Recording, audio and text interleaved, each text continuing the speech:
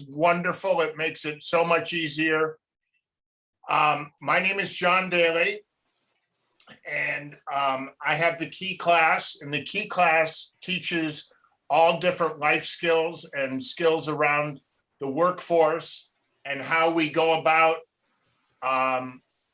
getting a job, keeping a job, and different things that go along with having a job. And today, we're going to talk about the best strategies from working at home. And that can be really difficult, either working at home or I should say working remotely. A lot of people work remotely and not necessarily at home. But if you are working at home, there are certain things that you can do, and I'm going to go through all of those things today. But what I would like to do, just to kind of loosen up everybody here, is if you would just introduce yourself, and I'll start with you, Janie, and tell me a little bit about yourself. And that way I know who I'm speaking with, and tell me if you've ever worked remotely. Okay, hi, John. I'm Janie, and I'm a career employment specialist for Santa Barbara County. And no, I have not worked remotely, but I have clients that are doing so. Okay, very good. Thank you. Rosie. Hi, I'm Rosie Ballesteros, and I am a family advocate and housing support program specialist. And I have not had the chance to work remotely. You have not. Okay. No. Okay. And I don't see a name on the next one. Lady with a painting behind you. That would be you. Me? Yes. Oh, my name is there. It's Charla Brigante. Oh, Charla, I'm sorry, it didn't come up. That's okay, okay. Charla, nice to meet you. Thank you. I'm a resident programs coordinator with the Housing Authority, City of Santa Barbara, and I've been working remotely at least part of the time, and for part of the year full time this past year. Okay. In the office today, though. Oh, and tell me, what's it been like for you to work remotely as opposed to being in the office? I much prefer working in the office. It was an interesting opportunity to see how I liked working at home, and I discovered I don't like it. You don't like it? Yeah. I don't, but I know there's more of it in my future, so I thought I would tune in here and see if you could give me tips on how to make it better. Oh, good. Well, I'll try and do my best to do that. Okay.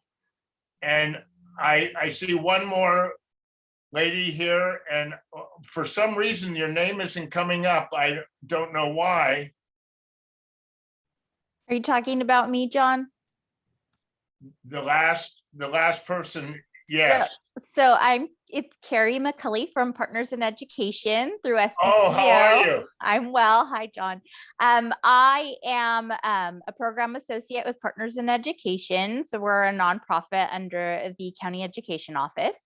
I am currently working split 2 days in the office and 3 days from home. I'm from home right now. I used to be a grant writer, so I used to work only from home.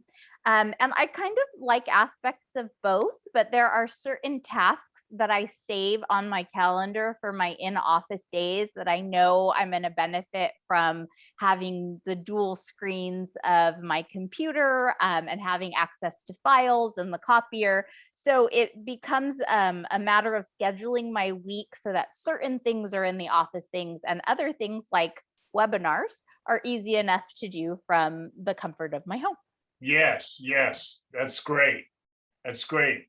And we don't have anyone in the waiting room, I don't believe. John, I don't know if you can see me. I'm Takako. Jenny? Oh, Takako, thank you. Hi, I'm also like Janie. I'm a career employment specialist, and actually I'm working next to Janie and Rosie in the office. And, okay. I thought you were out in the mountains there. So I did work remotely for 3 months from January through March, and I did not like it at all. Just like Shara was saying, I got so lonely, and then I just missed the camaraderie and then talking with my coworkers about okay staffing, little things like that, and then it just made Oh, yes, huge difference. it makes a huge difference. Yes. Absolutely a huge difference. Mhm. And a lot of people prefer to work at home. A lot of people do, but what they do, we're going to talk about that today because it is a real challenge of keeping in touch with other employees, being able to talk to other people and see them. It's not, I mean, see them in person is what I'm saying. It's a big difference. So I suggest that when you are working at home, that you do keep time for, and I'll go through all this, but you do keep time for what is called water cooler talk, where you get to be able to meet with people and talk to them on a personal level as well. So it's a good thing to be able to do that. And I strongly recommend it. What we're gonna hit upon today is one of the things that happens when you are sharing screen. I've got all of you in here. I'm trying to, there we go. We're going to talk about best strategies for working remotely or from home and working effectively.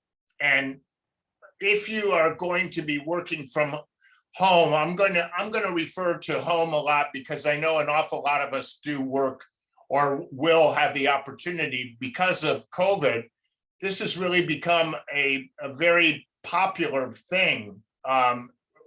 Popular or not, it's become a thing.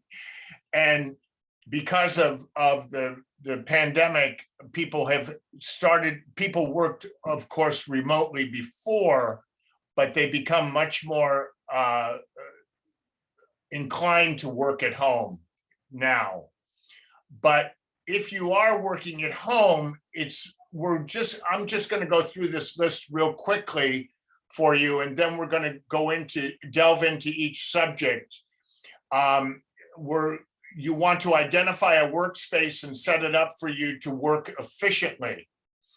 If possible, keep your workspace and your personal space separate. It's a big deal.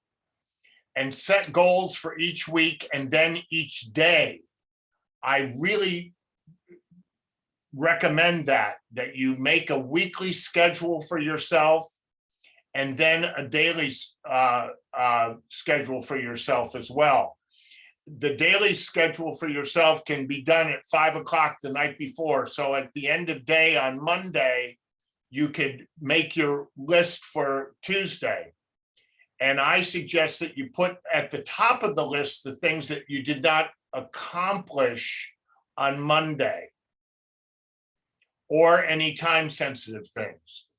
You want to set goals for each week and then each day. You want to commit to a work schedule with defined times that work. And this is a big deal, that you really have to treat your working at home as though you are working in the office. And so say you're going to work from 9 to 5 or whatever your hours happen to be. Some people work really well from 2 o'clock in the afternoon until 8 o'clock at night. Some people work better from 5 o'clock in the morning until 3 o'clock in the afternoon. It depends upon what works for you, but also you have to think about what's working for the company. You have to set deadlines for each task that you have, because you don't have somebody necessarily sitting on top of you, so to speak, to tell you what to do and how to have it done and when to have it done. You're responsible for yourself. Establish a time for checking your emails. That's a really big deal, and we'll go into that deeply. and get dressed for work and begin. I really find that I work from home as well. I have a home office.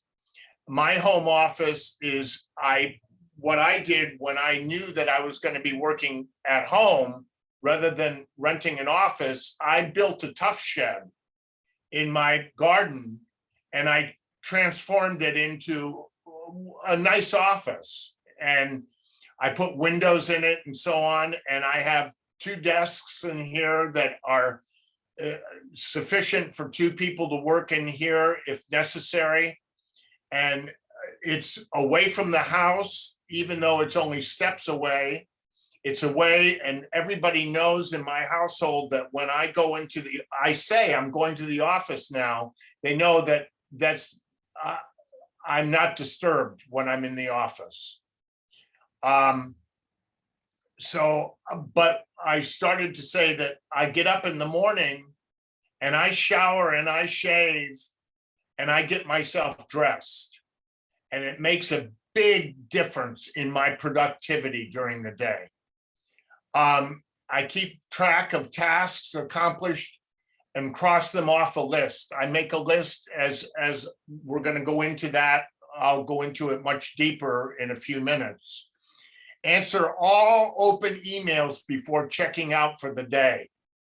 That's another really important thing to do. And communicate. This is one of the things that Takeko just brought up. Communicate with coworkers either by phone or instant message or email. You want to definitely keep in touch with people. It makes it so much more, you feel a part of the group rather than all out there, all alone by yourself. So once again, here we go with identifying a workspace and set it up in your home. If you have a place that you could set up a desk of some sort, you can see this desk was just put up as a temporary thing, but it's all put together very, very well. So you can work remotely and you feel like you're in an office situation. You've got your pencils, you've got all of the things, the printer, your lighting is good for you. It's a designated space for you to do your work. And that really does help. Find a space that doesn't have distractions if at all possible. Here's an idea that a lot of people have done now, especially with COVID, is take a closet and just turn that closet into your office. And when you close the doors to that closet, your office day is done. Because we tend to, as working from home, people tend to go back into the office at 6 o'clock, at 7 o'clock, or whatever. You're sitting and you're watching television, and all of a sudden you think of something and you go back to your office. Don't do that. Write a note that you take to the office with you the next day. Otherwise, what you're going to do is you're going to find yourself being burned out completely because you're working all the time. Also, if you do something like a closet or a special corner in your living room or your bedroom even, or wherever, you want that becomes your dedicated workspace. And people in your home, if you have other people in your home, you can let them know that when I'm there, I can't be disturbed. It's a really an important thing to do. Set goals for each week and then each day. Now, I know that I work best personally. I work best on deadlines. Does anybody else here work well on deadlines? Or, yeah, tell me about that. Your names are not coming up. I apologize. So, tell me about working on deadlines. For me, deadlines are a great way to keep on top of my to-dos, and arbitrary deadlines are just as helpful as concrete deadlines. Yes. Because it just make sure that I move things that maybe aren't super time sensitive off of my plate. Okay. And what about you, to Keiko?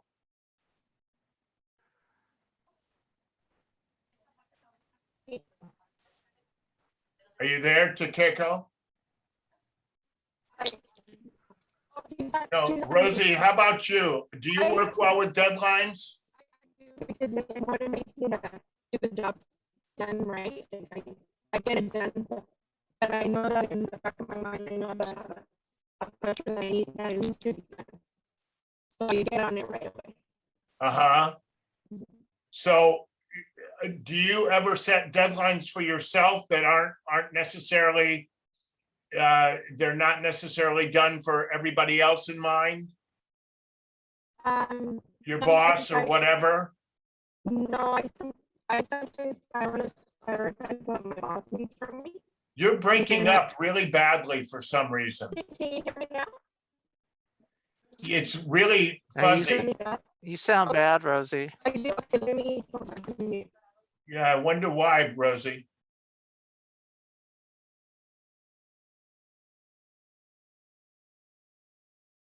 Now you've muted yourself, Rosie. You know what? Sometimes maybe just take yourself off the video. Can you hear me now? Oh yeah, that's much better. Okay, okay. Yeah, so what I do is I prioritize my supervisor's what he asks of me or his tasks, and then I do Uh-huh. mine. Because to me, his are more important. They come first. Okay, Mhm. all right. And Janie, what about you? Do you work well with deadlines? Yeah, I like having deadlines. I think for me, I just like to get them done. I don't procrastinate on things when I have a deadline. Yes, and even if you make your own deadline, right? Right. Good, good. Anybody else have anything to say about that? To Keiko, do you? Can you hear me? I can Oh, hear okay. you. Okay, I couldn't unmute. Yeah, I just like Jenny said, I like to work with deadline, and I always set the deadline like 5 days prior to the actual deadline, Oh, so that's that I smart. won't. Yeah, so if something last minute comes up, still I will make it on time. Good, good. So when you're setting up your goals, your to-do list for the week, start with the deadline project showing the dates due. And then start with the hardest task first. Like for instance, I know with my business, the Key Class, the thing that is most difficult for me is sitting down and doing all the financial end of it, writing the bills and all of that. I know it's not a hard thing to do. I understand that it's not a hard thing to do and should be able to do it very, very easily. But I have a difficult time doing it. So I do it on Monday mornings. Monday morning is bill day, bill paying time. And I just make that it's at the top of my to-do list on Friday night. I write down pay bills. And so every Monday I know that I'm going to do that. And I get it done so I don't have it hanging over my head for the week. Now, obviously, there are going to be times that things are going to happen that you're going to have to get involved in some financial things of some sort. That's okay. But the majority of it, whatever that task is that you don't like, do that first. And or the things that you don't like. And set a goal of how many projects you aim to accomplish. We tend to also, I feel that I know that I tend to, and I want to hear from all of you too, that I overload myself when I'm working remotely, more so than I do when I was working in an office. Does anybody else have that problem? Or challenge, I should say, not problem, challenge. Nobody else does? I didn't get to work from home, so I wouldn't know the difference. But I have seen where I have an older sister who always works remotely, and it seems like she's always working and never stops. Like, so she never even spends time with us. Yeah, well, that's what I mean, how important it is to have work hours and really stick to those work hours. You can get sucked in very easily and then what happens is it becomes burnout, and you don't want to have that done, obviously. I just feel like some people might not even take breaks because they either they see their dishes, or they're like distracted, and instead of taking a break they wash dishes or put dinner on. I don't know. Yes. No, I understand.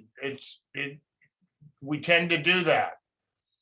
But if you commit to a work schedule with defined times, and your sister, for instance, and I'll just use her as an example because you brought her up, Yes. she would benefit really if she had defined times that she was going to work, because she would be much more productive during those periods of time. Because you start working on your to-do list, and you leave your desk at different times, at different intervals throughout the day. It's so important to get up.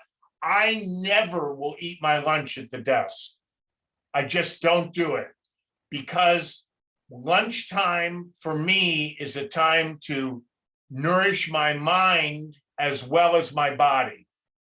And I need to get away from the whole idea of being behind the computer and working and trying to take a bite out of a sandwich while I'm talking to people.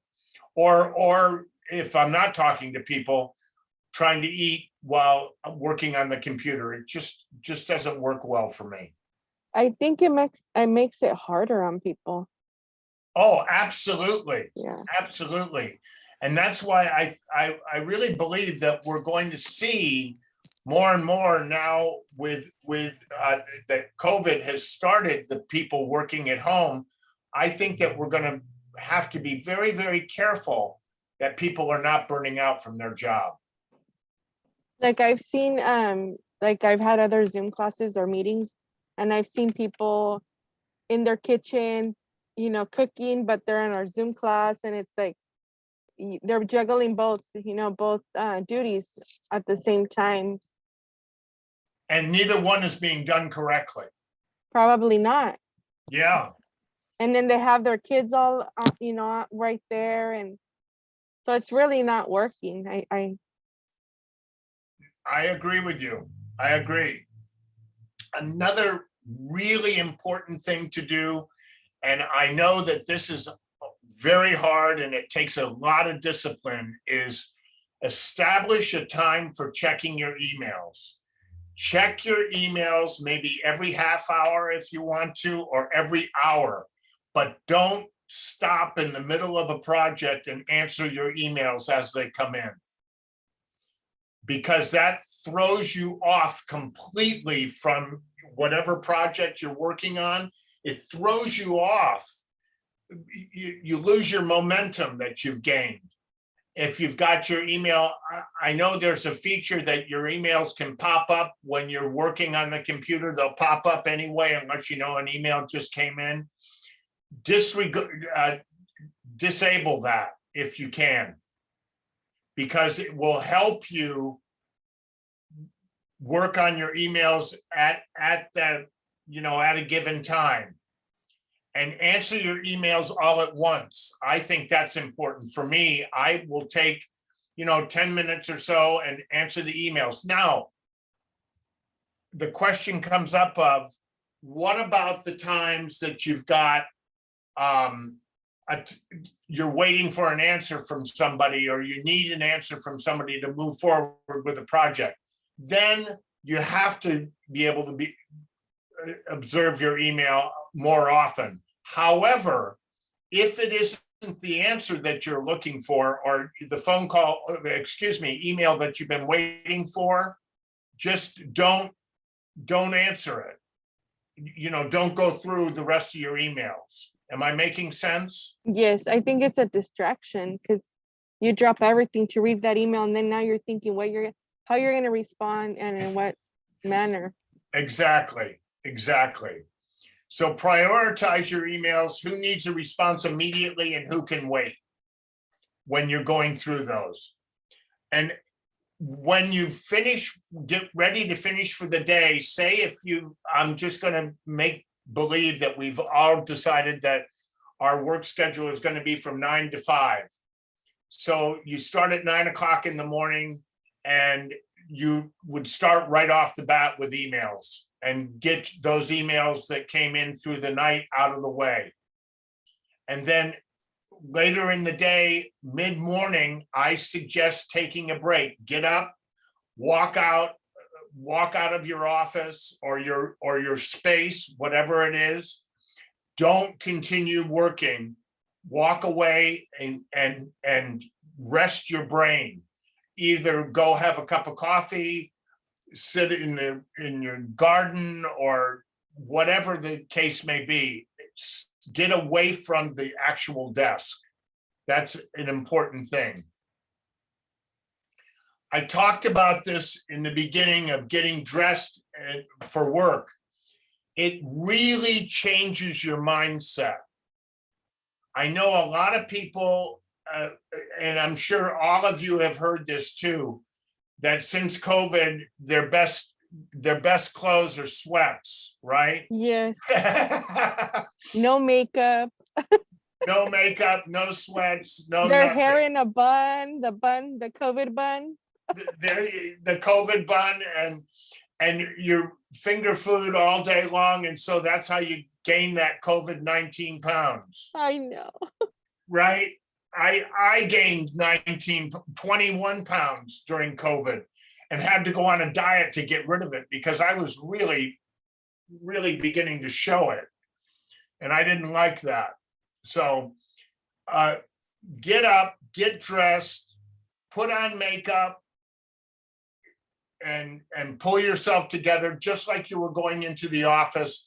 It makes you far more productive, makes you far more professional, and it sets parameters for you too. Do you know, for instance, for a while, I was wearing jeans all the time. And I'd wear a nice shirt because in case I had to be on a Zoom call, I'd look good from the waist up at least, but I wasn't even wearing shoes. I don't like shoes to begin with, but I found it sounds ridiculous, but it really makes a difference. If I put on shoes, I am much more professional. It really makes a difference. Anybody else have that problem? John, I've seen people like doing they're working or they're teleworking from their room in their bed in the dark. I don't think that motivates people. No, and it doesn't motivate people and at all. I think I know a lot of people work from their bed.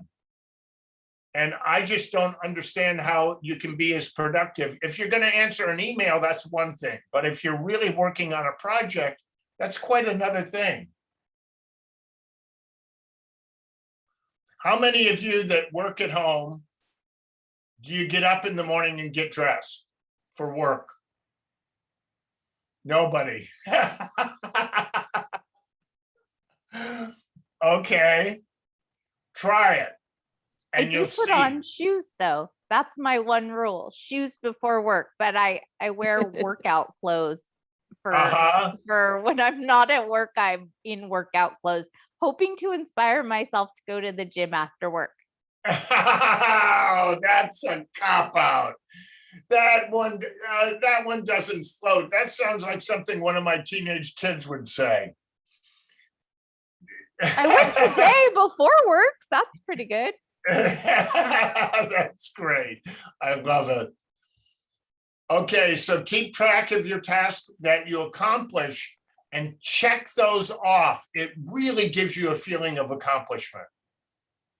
these are all, I know they're all kind of psychological games that we're playing with ourselves, but they really work. They really do work. And also it serves as a reminder of what you've done and what you need to do, what you've got to get done in the end. Makes a big difference.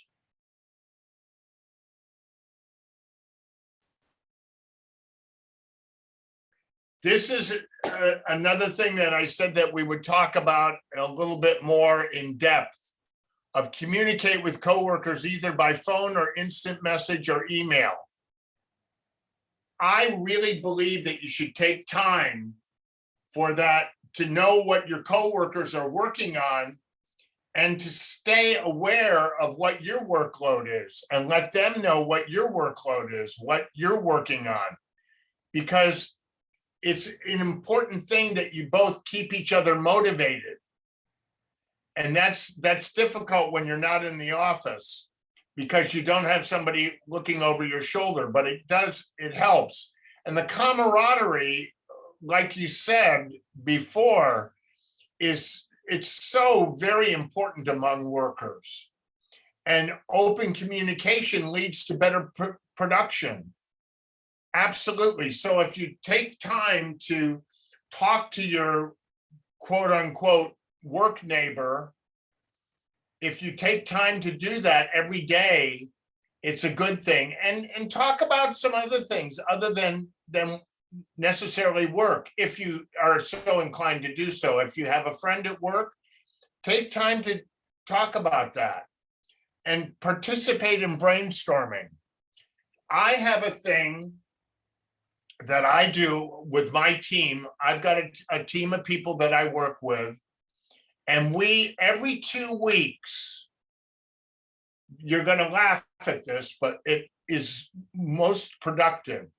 We have coffee and croissants, and we talk about, let's have coffee and croissants, and we sit down, no time limit on it. We make coffee. I go to the market and I buy croissants, and we sit and we brainstorm. And we may not be talking about necessarily everything about work. Maybe something else will come in, and we end up at the end of our coffee and croissants period, whatever that may be. Sometimes it's an hour, sometimes it's a half hour, sometimes it's a quick coffee and a quick croissant, or we've had them that last up to 2 hours, but they've been the most productive part of the week because we come up with things that we need to do. And that's where it's different. When you're in an office, you've got that water cooler talk once again. Does that make sense? Can you do that with when you go into Partners in Education 2 times a week, you said? Yes, Okay. Have I ever seen you there I think so. at work? I think so. Okay, because I'm very involved with Partners. I know. We've done mock job interviews together, you and I. Yes, we have. Yes, we have. So it's good that we can know that we can talk to each other Mhm. offline. It's important. Advice to keep you energized at work. You must have a shut-off time. Rosie, tell your sister she's got to have a shut-off time. I will And tell her. because it will make such a difference in the amount of what she gets done. She'll find a huge difference. Yeah, because you always see her tired and just like, you could tell she's overwhelmed Yeah, just being in the computer. yeah, just being in the computer. I know, it's crazy. Because she's a recruiter. So she's always interviewing people on the phone, on the computer, and like, so you really never see her when she comes. I have a granddaughter that is a recruiter as well. And she's been working from home for the past 4 years. And she has definite cutoff times. And if you call her during the day, she's not going to answer her phone. You have to leave her a message and say, call me back, or even a text. She won't answer a text until a certain time in the day. Then she'll answer text and say, I'll get back to you after I finish work. But she finishes work. So she's very disciplined in that. She's very disciplined in that. And it's made, she's the top salesperson with her company. Oh, wow. But she's done it because she has really, really followed certain rules, like take a walk and reset when needed. She takes her dog out for a walk mid-afternoon, and she comes back and she feels totally refreshed and gets a lot more done. Like, Go ahead. sorry, John, like here us when she was working from home, Takako, we would check up on her once in a while just to see how she was doing or how everything was going, but it's not the same. No, it's not the it's same. not. Absolutely. It just felt like sometimes we had to cut the conversation shorter. That's how I felt, to like, and versus in person, you can talk about your cases or clients, and over the phone it's just so different. Yeah, over the phone or emailing it's different.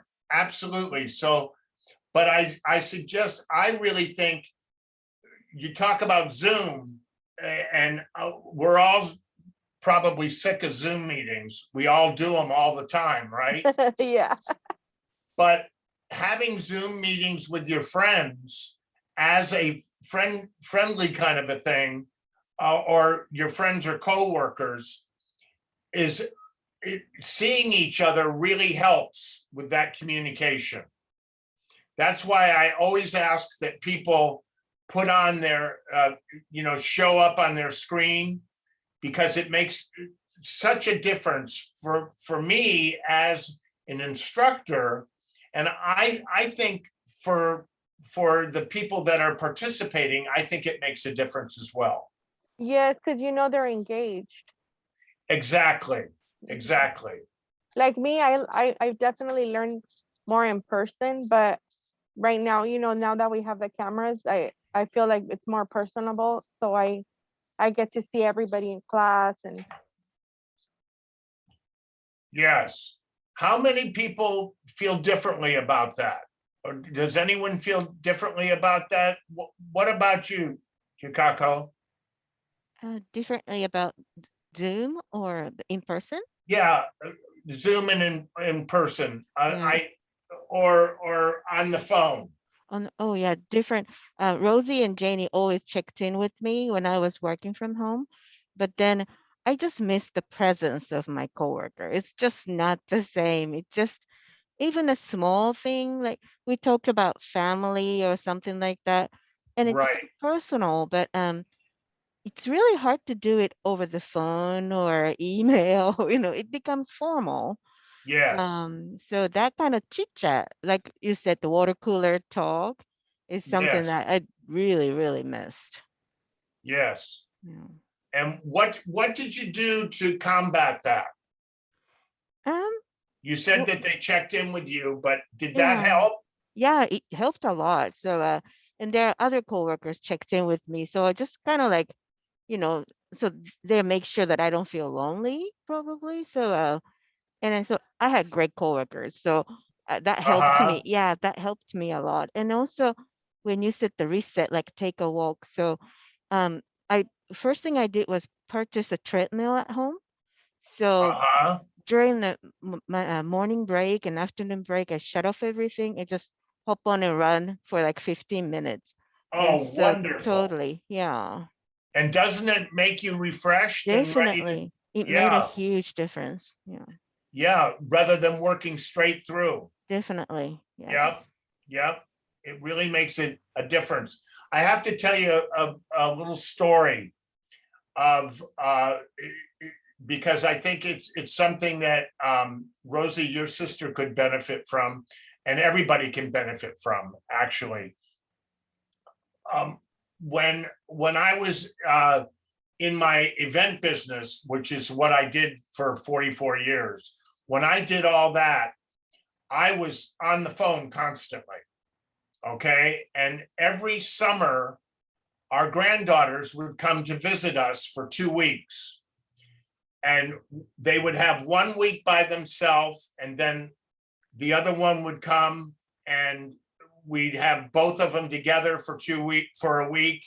And then the one that came the first week would go home, and we'd have the other one separately by themselves. Okay. So we had some one-on-one time. And something happened. The girls were leaving, and they drew a thank you note, and the two together were leaving and writing us a thank you note, and they sent a thank you note of a picture of Grandma and they call me Pampa, Grandma and Pampa, and Grandma was taking something out of the oven, okay, and Pampa was on his phone. And it was a lesson that I never forgot. Whenever those girls came to visit again, my phone was put away, because that's what they remembered me as, of always being on the phone. So we'd go to Disneyland, I'd get them on a ride and get to my phone quick while they were on the ride. And be able to answer all my calls and do all the stuff that I needed to do. But it was a big wake-up call. So, Rosie, you're saying you never see your sister. It's a big wake-up call. Yes, So, because all she would say was like, "Oh, I'll be right back," and I'll be right back. But she would go to her car, do the interviews on the, over the phone for people, or she would go to an extra bedroom. But it wasn't the same. It felt like she was really never there. yeah. And so if she scheduled her interviews during the day, it would be better. Better for her mentally and for her family. Yes. So go ahead. Sorry. Yeah, I just never saw her taking any breaks. We would tell her, come and eat, and she's like, no, I got to do this interview. And it just seemed like it took over all her day. Oh, boy. Well, I hope she hasn't burned out of her job, has she? No, she's back and running up again. She had stopped for a while during COVID, but she's back to work and full day. But I think because she's by herself at home, I think she's disciplined of having Oh. breaks and things like that. Good, good. So look at this dad with his little girl on his lap. That's really hard. So you want to remember, you don't want to combine the personal time and the work time if you can avoid it. It's very difficult. Remember, business is business and pleasure is pleasure. So you want to make sure that you have childcare if you have children. If you're working at home, you want to have childcare for at least a certain part of the time that you're working. Even if it's just in the morning or in the afternoon or whatever, but have a set schedule for that as well. Leave your office space for lunch, we talked about already, but nothing is done properly when overstressing yourself. That's what I was saying, Rosie, about your sister. Overstressing yourself, you do everything halfway. It doesn't get done correctly. Eating while working is less productive than breaking. We discussed that already. Clearing your head allows you better concentration. If you just get away and think about something else, or I know a lot of people that just will go and they're avid readers and they'll read a chapter in a book and it will just change their mind. It's like taking a deep breath, do you know? And I already said this, but your lunch break is also a mental break. It's a big thing to nourish your mind while nourishing the body.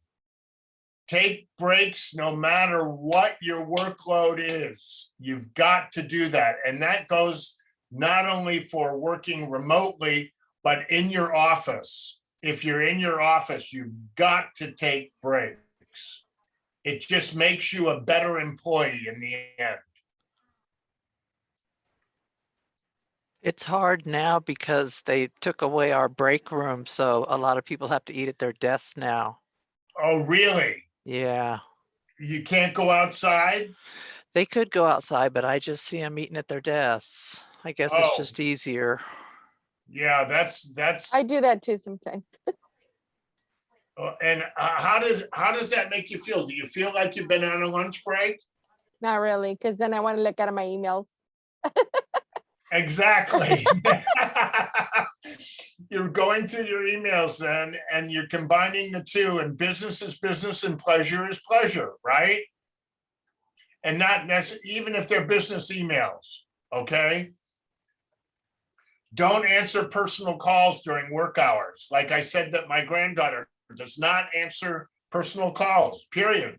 I mean, if we have a code that if we really need to talk to her, it's a really important thing, we just call 2 or 3 times right in a row and she knows it's time to pick up the phone. Okay? If you're at home, I don't know about you guys, but for me, it's really super important. Turn off the TV. Don't have the TV on for background noise. Because a lot of people do that, but what they're doing is they're really splitting their mind and trying to do 2 things at one time, and it doesn't work properly. It works, but it doesn't work properly for you to get a job well done, as far as I'm concerned. Any questions from anybody? How about music, John? Can we can Oh, we stop music? Yes, music is really important. And another thing, thank you for bringing up music. It's because if you listen to Mozart music, Mozart wrote his music there. It's called the Mozart effect. And Mozart wrote his music that goes up and down the scale, up and down, up and down, up and down. And what it does is it releases the creative side of our brain because of that repetition of going up and down and up and down. I know that when I was writing proposals for my event business, I would listen to Mozart music and turn it up really loud. So for me, it worked. And I could just go into my own little world and type out a proposal. So I don't necessarily say that you have to turn it up loud, but music is really, really good, I think. I think it keeps you more relaxed. Go ahead, please. Oh, yeah, I agree with the music. But I had a different take on the eating at your desk. What I like to do actually, I only have a half-hour lunch break. So what I like to do actually is eat at my desk and check emails. And then I use my half an hour to walk. Oh, that's wonderful. So that I have a full half an hour walk. You're still getting a break. That's Yeah. the important thing. Yeah. Yeah, so you've had your lunch at your desk, but you've still taken a break, which Yes. is terrific. Yeah. And don't you come back with a whole different attitude? Oh, yeah. Yeah. Getting that walk is so important. It really, really is. Really is. Okay, anybody else have any questions or something that you'd like to add? No, we got it all? Do you think this helped you at all with what's coming up? It did. I like the strategies. Good, you like the strategies, that's wonderful. I know Well, I'm not disciplined enough to work from home. I know. My second screen would be the TV. See, and that's a problem. The TV is a problem. Oh my gosh, is it a problem? So, I Well- loved the idea of croissants and coffee and just scheduling a brainstorming time. And I think that I'm going to pass that on to my team, but I really like that idea. Oh, it really is wonderful because everybody's relaxed. We don't have an agenda. And I'll tell you, people are on the payroll, okay? So it's not, I don't want people to feel as though they've wasted their time or, you know, they're not getting paid for their time. But we don't have an agenda. It's not like a formal meeting or a, you know, and because it changes the way we're thinking in brainstorming. It really, and a lot of times it's nothing but personal stuff that we talk about, but something great always comes out of it, always. It's amazing. So try it. Everybody, this has been great. I appreciate your time.